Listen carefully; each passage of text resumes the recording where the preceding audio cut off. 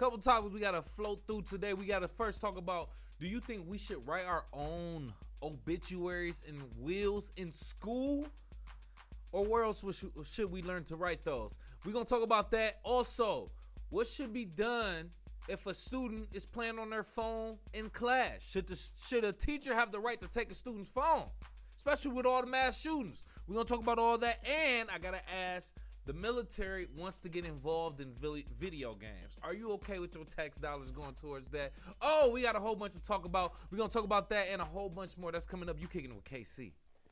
Yeah, man. Popular topics, pop tops that may or may not be talked about in the news. Yours truly, KCMC, 10 plus years in radio, broadcasting, and more. Let's get to it.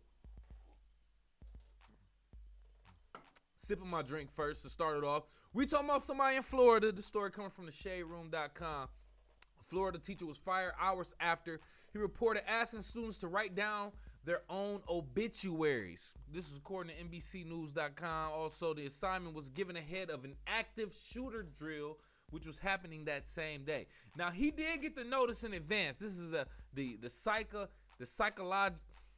psychology teacher, Jeffrey Keene, 63 years old, was fired from Dr. Phillips High School in Orlando, Florida, Tuesday. However, Keene believes that he has done nothing wrong. He said, quote, "If you can't talk real to them, then what happens in this environment? In my mind, I've done nothing wrong," end quote. Then that brings me to my question. Do you think we should be writing our own obituary? It's like a multi-part question. Do you think we should be writing our own obituaries? Do you think we should be writing our own obituaries in school? And then if not, who should write our own Who should write our obituary? If not your own. Do you want to control your narrative, or do you want someone else to tell your narrative? That's an interesting perspective. Let me tell you this. I'm actually not mad at the situation of writing my own obituary. And where else would you learn some type of structure to do things like that? Right? Write papers and write certain formats and of institutionalized public relations type things. You know, you learn that in school. So that's why I feel like the school is not a bad place to write your own will and obituary. Wills also. We should learn the legal structure of that. Just like we should learn taxes and finances and all of that type of stuff. We should learn about writing our own obituaries and wills in schools also. This man was fired for it though. On Monday, Keene explained that he was informed about the upcoming active shooter drill on Tuesday. And he felt assigning students to write their own obituaries would allow them to reflect on their lives, quote, during the school shooter scenario, end quote. So on Tuesday, during the first period, the teacher went on to assign the activity to a mixture of 11th and 12th graders. We ain't talking about 6th graders, 7th graders. We ain't talking about 9th graders. We talking about juniors and seniors in high school. Probably like 16, 17, 18 years old. That's not that bad to me. If a good majority of them 18, it's about that time to start learning the real stuff. But he says they're already talking about this real stuff. He says, quote, "I don't think I did anything incorrectly. I know hindsight is 20/20, but I honestly don't think a 16, 17, 18-year-old would be offended or upset by talking about something they're already talking about," end quote. Exactly what I just said. You already know these kids talking about everything, bro. I want to tell you about a conversation I had with somebody who's very young in my family, or in my family adjacent. Light just went out. But the point is, I want to tell you something that they told me. I was like, wow, I can't believe kids are even talking or thinking about this right now. You'd be surprised with them having access to the internet. This is a different generation. With that being said, connecting it to the topic, kids know a lot more than we think. My generation as a millennial, we grew up midway with the internet coming like really into popularity in social media. This generation underneath us, Gen Z, whole nother story. They know way more than their parents probably think or give them credit for. I think we all should be writing our own wills and obituaries in school. It'll probably change your whole perspective on life. That's just what I think. Let me know what you think. Go off in the live chat in the comments or call into the show. 313-466-4386. I got the phone lines right here. Let's switch it up real quick. So this other topic, we talking about what happened in a Texas high school. Yeah, we still getting to it. This is also coming from the Shade Room.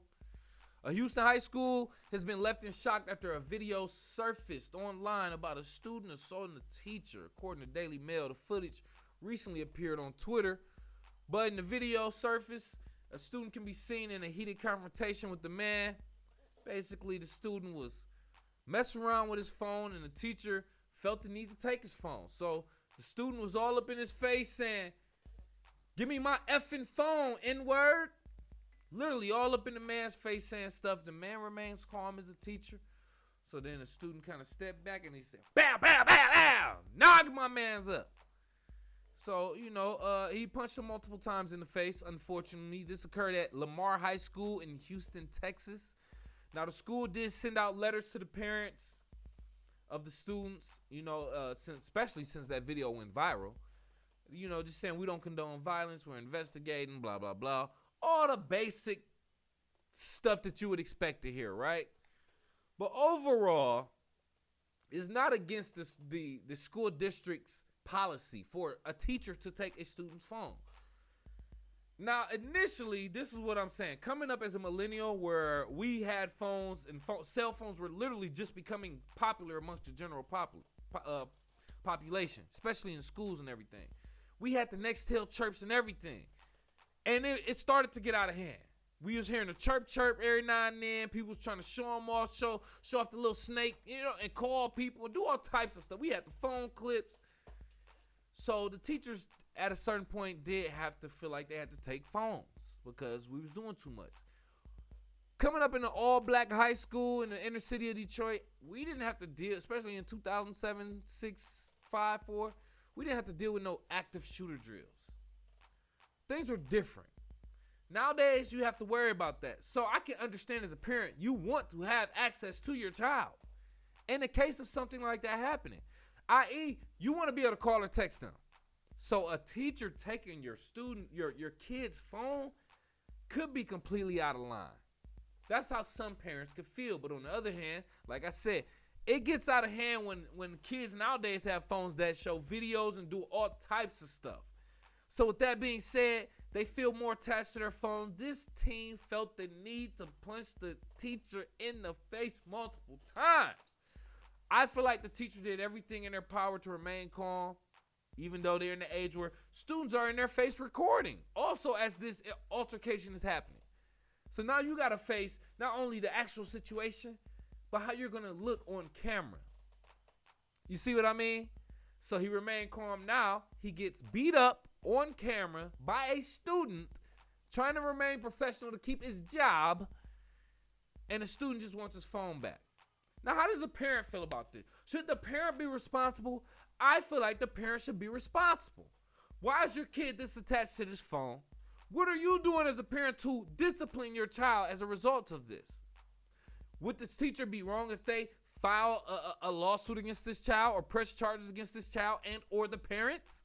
How would you feel, parents? You have to take responsibility. He's a dependent. He's a minor, more than likely. So it's very, very unfortunate.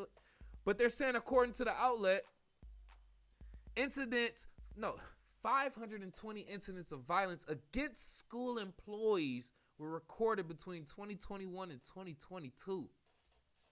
Furthermore, the statistic reported that it doubled compared to the incidents reported between 2017 and 2022. They're saying these incidents have doubled. Violence of students against teachers. We already talked about in the previous episode of an incident of a bus driver being bullied by students and then using profanity. You see what I mean? We have to turn the camera around and look at what these kids are doing. Parents, take accountability for what your kids could possibly be doing in these schools. I think we should have cameras in all classrooms. Live stream for the parents to see what their kids are doing. The parents don't want to discipline their kids because they're disrupting class. Get them out of there. You can't be at this school. We trying to learn. It's accountability on all sides. But nonetheless, I like how the teacher reacted in this. Unfortunately, he had to get punched in the face. multiple times, unfortunately, too. Principal Rita Graves, she responded to the viral video, and that's when she sent the letter out. And she said that the teachers are allowed to take the phones. It's just very unfortunate, but I think students should have to turn their phones in before they even walk into class, like a comedy show. Turn your phone in before you walk in. Put it in this bag. You can get it when we leave. You can get it when we leave. If an emergency happens, you can get your phone. Other than that, we learning in this class. What, you got a problem with it as a parent? Let me know what you think. Go off in the live chat in the comments. Call into the show, 313-466-4386. I got another topic for you real quick. Now, this one ain't from the Shade Room. This one is coming from apnews.com. The U.S. military wants to spy on gaming chat rooms, but legally they cannot. Now, the U.S. military is increasingly concerned about online gaming forums, which pose a risk to national security due to their potential to be used by foreign intelligence agents to connect to young service members. Everybody young is on video games nowadays, streaming live and all of that. So now, they kind of have to be like, okay, we got to surveillance this. The authorities are limited in how closely they can monitor these forums, because the U.S. military has no right to spy on the U.S. government. I'm sorry, U.S. citizens. They can't spy on them legally. That's for the FBI and CIA to do. But the issue has come to the forefront following the arrest of a Massachusetts Air National Guardsman on charges of taking and posting classified material in a chat room on Discord. If you don't know, Discord is a social media platform now where people can do live chatting, live video chatting, things of that nature. It was mainly popularized by the gaming industry, but now a lot of people on social media, YouTube, they use it to video chat with their audience. Discord. I actually have the Discord app on my phone, and I've used it. So the point is, there's a young man in the Air National Guardsman, and he basically posted documents on Discord that are unclassified. They're confidential, I should say. Classified documents, confidential documents. He ain't supposed to show them to nobody. And I don't know what it was. I guess the chat room was supposed to be some type of geopolitical chat room. They're talking different types of issues that's going on in the world. And he felt the need to post this. Now, the military said, hey, we have to watch out for our young people that are on video games that could potentially build relationships with these foreign intelligence agents. The intelligence agents start to become their friends on Call of Duty, on NBA Live, start to be friends with them on social media. Then after that, they start to potentially meet them in person, or maybe ask more personal questions, get certain information out of them. And the military is scared of this. This is a serious actual concern, right? I spoke recently about how if you want to get certain messages out, you might have to put that on a PlayStation 5, on the Xbox Live, all of that type of stuff. That's where they are, and the military is recognizing that because they already had the incidents come up. Now, do you feel like the military should have the right to start spying on people? That's technically what they would do, right? They would create certain avatars and bots to be on video games to see what people are talking about. Now, I'm going to tell you right now, you get on Call of Duty, you're going to hear 12, 13, 14-year-olds saying all types of terrorist types of crap. They're going to be saying all types of, I'm going to shoot you up, F your mom, N-word, this, that, everything. They get reckless on those videos. So to filter through that and find out what you want to take seriously, now you want to find out who's sharing certain information. Yo, everybody going to jail. Everybody going to jail for real, for real. Now, the FBI and everybody, I'm pretty sure, are already in these chat rooms. But you get the military involved, the people who already have it's like, come on, man. It's like, come on, man. Y'all putting the fuel to the fire. I don't necessarily agree with that, but I understand what y'all saying. The military want to be like, yo, we got to watch these young dudes. So they're saying their best approach is basically teach the young servicemen how not to give up information. Don't that sound stupid? Hey. We can't watch what you're doing, so we're going to tell you how not to show information. or how to watch out for certain people who could be spies. You can't really tell that. Don't tell the military that. You can't really. That's kind of dumb. That's why the military wants to actually legally spy, but they can't. And I don't think they should. That's just what I think. Let me know what you think. Go off in the live chat in the comments or call into the show 313-466-4386. My light keep going out, but we about to switch it up real quick. We talking about music, but I ain't listening to no projects recently, so I got something we about to talk about real quick.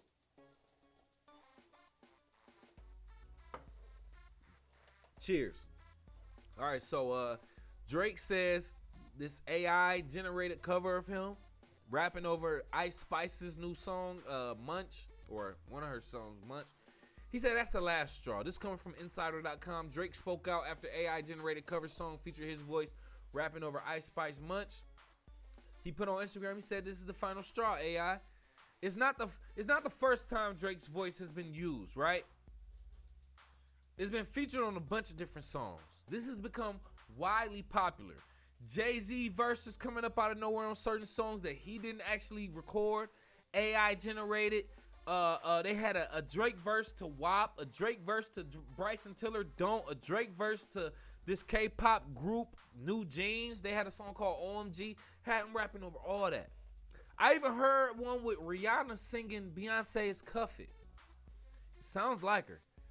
Now, I heard some of the little technical little variations and things of that nature.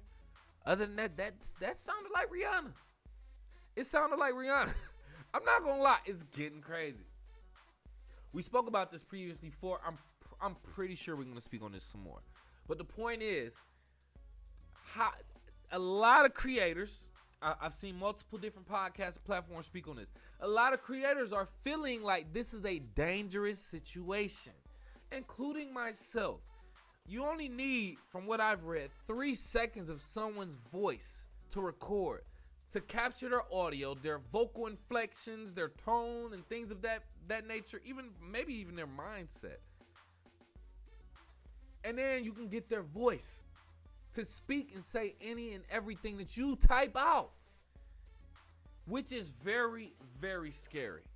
You're already mimicking rappers and artists' voice, so you're getting into this whole legal issue now, right?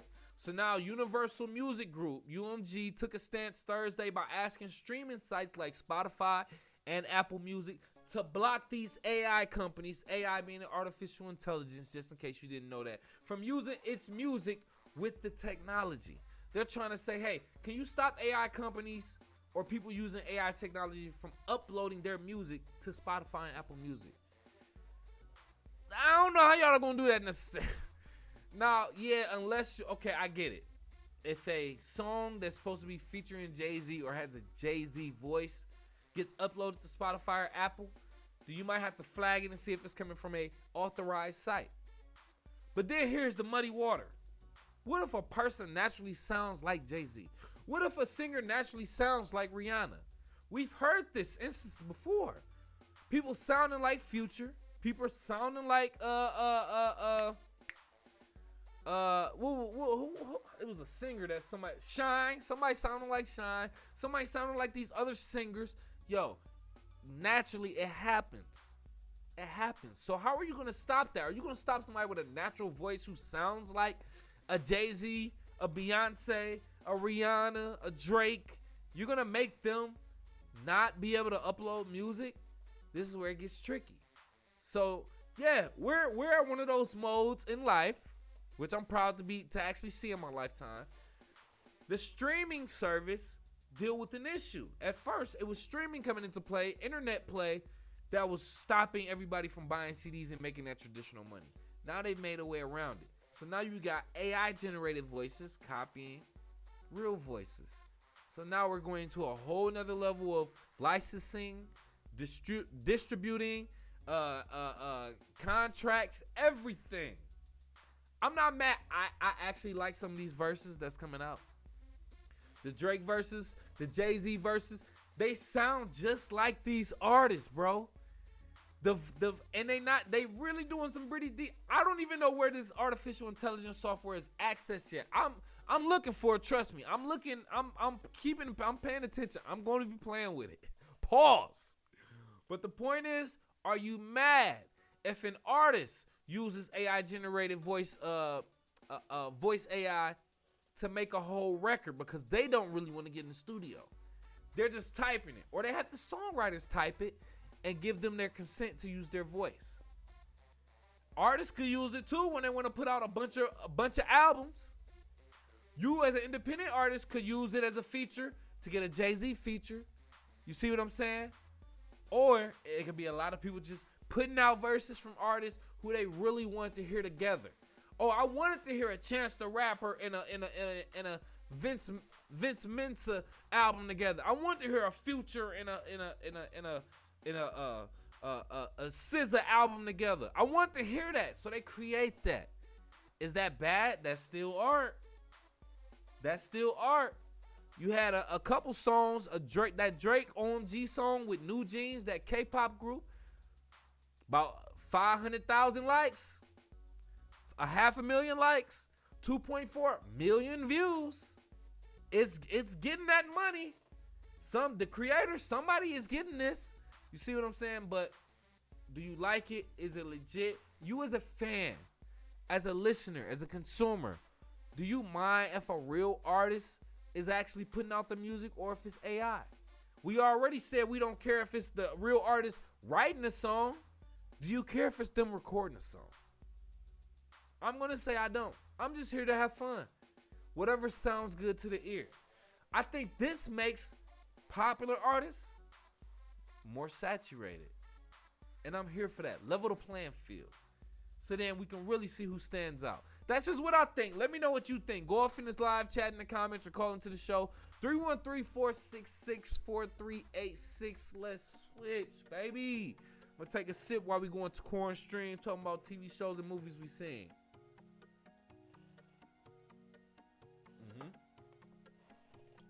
Super Mario Brothers. I forgot I saw this. We watched this in the theaters. Nonetheless, no endorsement. This was an hour, 32 minutes total runtime. Now, this is about the Super Mario Brothers. Mario, Luigi.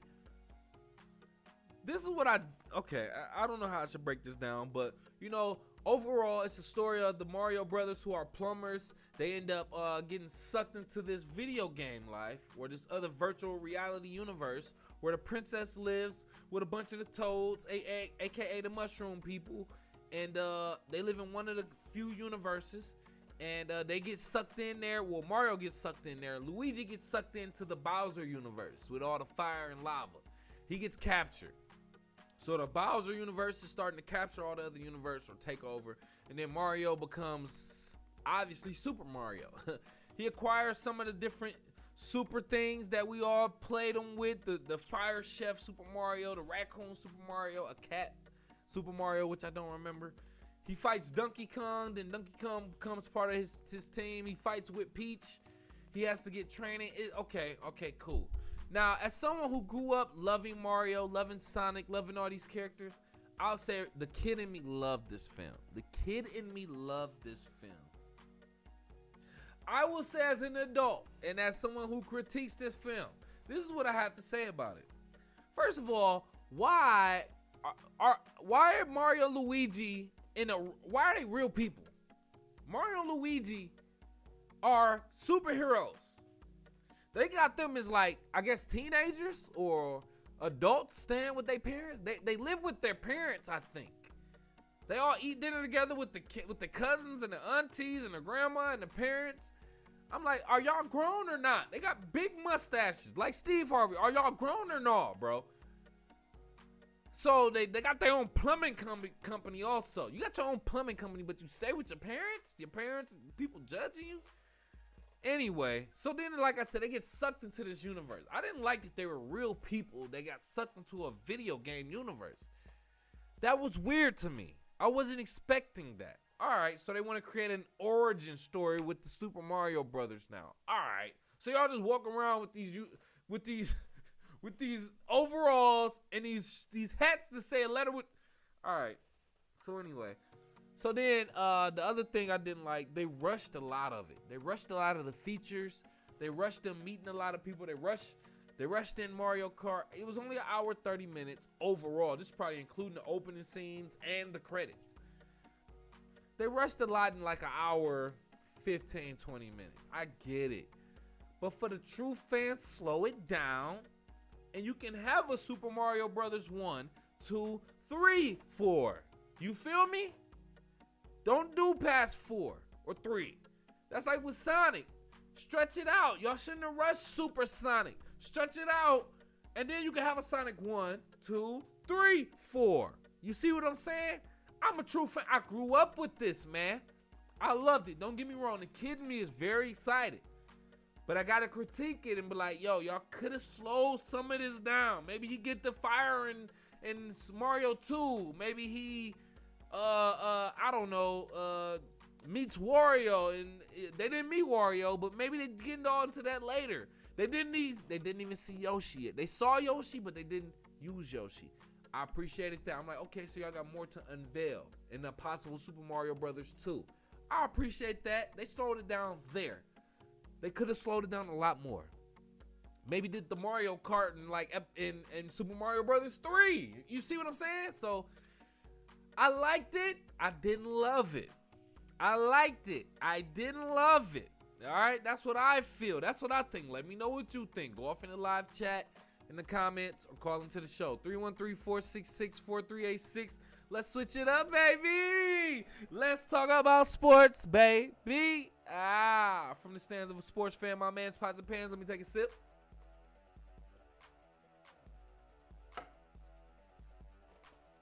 All right, NBA playoffs in full swing right now as we speak. I love it. This is what I created the show for, right? Or this segment, I should say. All right, so right now, first round playoffs. Yesterday, Saturday, April 15th. Let me stop yelling. Saturday, April 15th, we had the number 3 seed in the East, Philly 76ers versus number 6 Brooklyn Nets. Philly walked away with that. They lead the series 1-0. The Hawks, they took the L to number 2 Boston, 112-99. The Hawks are number 7 seed. Boston lead 1-0. You got the Cleveland Cavaliers. They lost. They the number 4 seed to the New York Knicks, number 5, 101-97. So then you got the Milwaukee Bucks, number 1 seed versus the number 8 seed Miami Heat. I believe they play later today, if I'm not mistaken. Then the Sacramento Kings yesterday in the West. We speaking on the West now. Number 3 seed Sacramento Kings. They beat Golden State in Sacramento. Got to make that known. They got the dub. It was only about 3 points. 126-123. They got the dub. It was only about 3 points. Golden State are the defending champions from the 2021-2022 season. They're trying to win back-to-backs. We'll see. They're going against the number 3 seed. The Kings. I'm here for the Kings. I was so happy to see that. I watched a little bit of the game. I was so happy to see them actually playing. See a new crowd, a new stadium, new fans, new theme. You don't see the same by the numbers or whatever these other cities that always go to the playoffs. I'm tired of seeing that. We saw difference in Fear the Roar from the Sacramento Kings. A new mascot on the floor. I like to see that.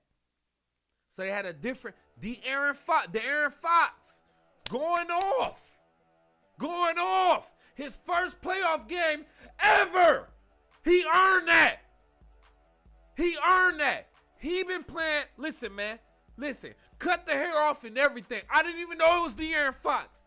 Oh, boy, I done ripped my headphones off. Boy, I'm getting so crazy. Listen, I didn't even know it was him. He been going crazy. Didn't have the hair, chopped the hair off, putting his team on the map. Shout out to Sacktown, bro. I gotta shout out to Sacktown, bro. Mid-level market making their waves. Number 3 in the West. I pray to God that they beat Golden State. A part of me wants Golden State to win the whole thing, to go back to back, because Golden State was the same. Golden State was one of those franchises that were underlooked for years in my lifetime. They built their team up from scratch from draft picks, and now they're winners. They're champions. I respect it. I love it. I still want them to win. I ain't no bandwagon fan. I ain't no fan of them. I'm a Detroit Pistons fan till I die. But overall, I'm not mad at Golden State winning, but I love this series, bro. I love this series.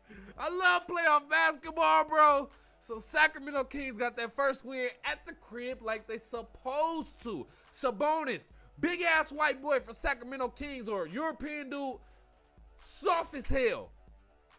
I think his name was last name Lee, Dan Lee or whatever. He came in taking over as a big man for Sacramento. They had to take Sabonis out. Or whatever his name, Sabantis, whatever. Had to get him out of there. He was soft when I was watching. He was soft, bro. But anyway, I had to talk about that. What I was just watching upstairs, number 2 seed Memphis Grizzlies against number 7 seed Los Angeles Lakers. I don't know who won. I'm gonna check it up right now, cause that game is over now. But what I will say is, just from without even seeing who won, right? So they were in Memphis. Lakers were in Memphis. Also, John Moran was doing his thing. He bouncing back. They had Jaren Jackson Jr. He doing his thing. The Lakers were down. Memphis had a good lead, 8-point lead, but the Lakers caught up. This is like the third quarter going into the fourth, right? Ja had 3 fouls.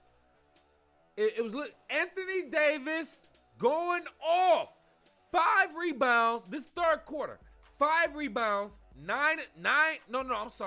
5 blocks. 9 rebounds. 16 points. Over 50% from the field. My man's going off. I've been talking crap about him all. Everybody been talking crap about Anthony Davis all season. Bro, you didn't stand up when LeBron James got that scoring title, bro. You didn't stand up. So you were still a little sorry. Bro, we still curious about that. But what I will say is, all right, cool. Anthony Davis, you going off. You showing up when you need to. We gonna brush all that BS to the side. I ain't no fan. But Anthony Davis, you balling.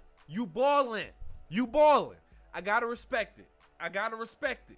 Lakers, they won. 128-112 in Memphis. You see what I'm saying? That's how you shoot. Listen, bro. 128-112. I'm not a fan of the Lakers. I'm definitely not a fan of LeBron. Probably not a fan of the Lakers more than LeBron. I respect LeBron. I don't respect the Lakers. But Anthony Davis was going off. I wouldn't be surprised if he's the key player in this, bro. Anthony Davis went off, bro. So, hey, Lakers, they come from. First of all, they had to play in the play-in tournament. Let's say that. If they get to the finals, I gotta put respect on their name. I got to, bro. Objectively speaking, I gotta get that off, bro. I just have to get that off my chest, bro. Man, I know I lost a lot of people. All right. The LA Clippers, number 5 seed against the Phoenix Suns, number 4. I think they all played. The rest of the games played right now. I'm missing the games right now. And the number 1 seed Denver Nuggets play the Minnesota Timberwolves, number 8 seed. I'm ready to see Anthony Edwards go off. I'm ready to see they got the boy who started COVID in the world, in the United States, from Utah, Rudy Gobert. And they got the shooting 3-point Karl Anthony Towns. Cat, I'm tripping. So I'm interested in seeing this game, bro. I'm interested in seeing all these games, bro. So I'm missing the games right now. I'm about to go upstairs and check it out in a minute. So I had to speak on that. Who do you got coming out the East? Who do you got coming out the West? Don't be no bandwagon fan. Go off in the live chat or in the comments or call into the show. 313-466-4386. I done spit all over the mouse. All right, real quick. I don't think we have any real updates for football. USFL is underway right now. The XFL is too. I haven't seen any XFL game. I believe XFL is in week 9, if I'm not mistaken. But I did get a quick look at the Michigan Panthers versus the Houston Gamblers, USFL. I didn't watch too long. Unfortunately, my girl didn't want to watch it. I wanted to watch it extensively, but it looked very mediocre for the time I was watching it. But the NFL can also look very mediocre depending on what time period you're watching. So it wasn't any fantastic, crazy plays. Michigan Panthers, shout out to Michigan Panthers. They were doing their thing, but it is what it is. We'll try to catch more games. If you catch a game, or let me know what you think about the USFL in general. Are we wasting our time trying to watch it? Is it not going to last? Is it not going to be here in 5 years, 10 years?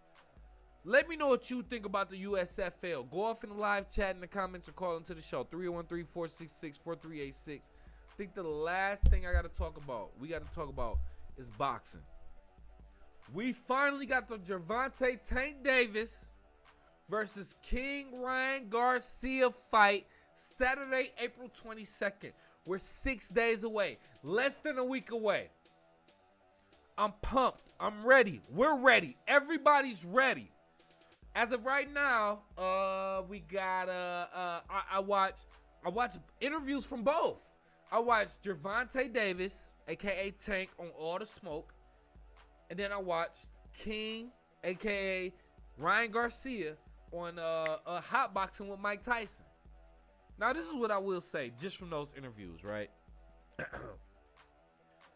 First impressions off those interviews. First off, Tank Davis is short as hell, bro. My man's is, I looked it up, he's 5'5". He's 5'5". My girl's taller than him. All right? It's hard for me to take him serious. That's all I'm saying. It's hard for me to take him serious. And then I'll probably give him the work. I will probably knock Tank out. I'm probably shit, bro. He's shorter. My son is taller than him. My son is 18 months. I will sleep Tank right now.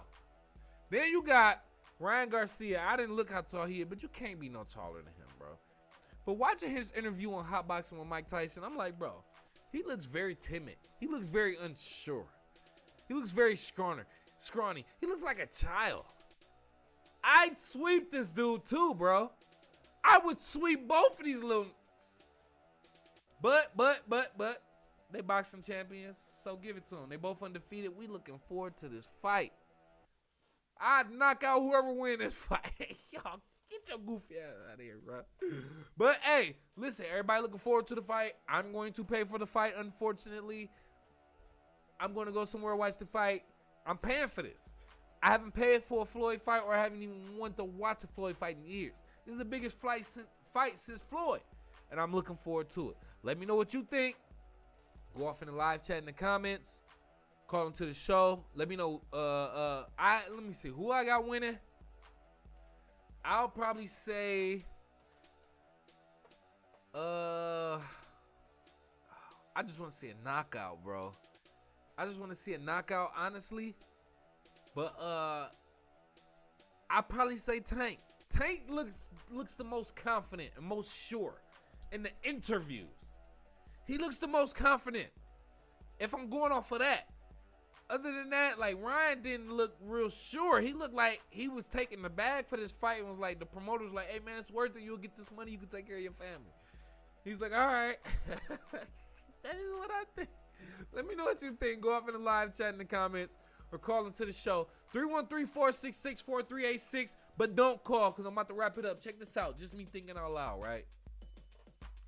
Any and everybody who's owned AirPods or Bluetooth earbuds, specifically AirPods, right? Because that's what I have. Do you feel like they're damaging your ears or your brain? Check this out. First and foremost, sometimes when I have just one AirPod in one ear, sometimes I will feel a certain pain or certain numbness or a feeling on this side of my brain or my face or maybe even in my ear. I will feel this. And I'm like, yo, what is this coming from? It's only coming from this side where the AirPod is. If I got in the other side, I feel that too. Is it just me? And let's also speak on the fact that sometimes my AirPods be making my ear very itchy, bro. Very itchy. Now I know you be like, yo, your AirPod is dirty. I clean my AirPod with your whole ass. But I feel like it still makes it very itchy, uncomfortable, and I feel like it's damaging us. This Bluetooth, these waves, to connect to your phone, it has to use some type of waves, right, that we can't see. Maybe our brain is picking up the side of our head. I don't know. That's just what I think. Let me know what you think. Maybe I'm tripping. Go off in the live chat in the comments. Call into the show. 313-466-4316, or don't call in at all. We about to wrap it up. Do me a favor. Kick it with KCMC on all social media platforms at KIWKCMC. And that's on Facebook, Twitter, Instagram, Snapchat, TikTok, all that. You know, subscribe to the social media. And shout out to my sponsors, man, for applying the apparel, or supplying the apparel. Team Elite. Check them out on social media also. Team Elite 313. That's Facebook, Twitter, Instagram, and more. It's all at Team Elite 313. TEAMELITE 313. And check out they premium urban-based athleisure wear. That's athletic leisure wear. That's casual wear. T-shirts, sweatshirts, sweatpants, hoodies, tech fleece, jogger sets, varsity sets, and more. It's all on their website, teamelite313.com. Ask your mom, baby.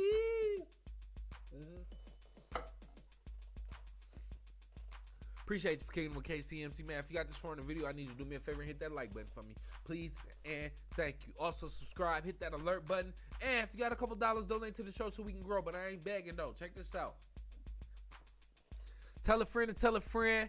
Tell your mama, then tell them again. We out of here. I see you in a minute.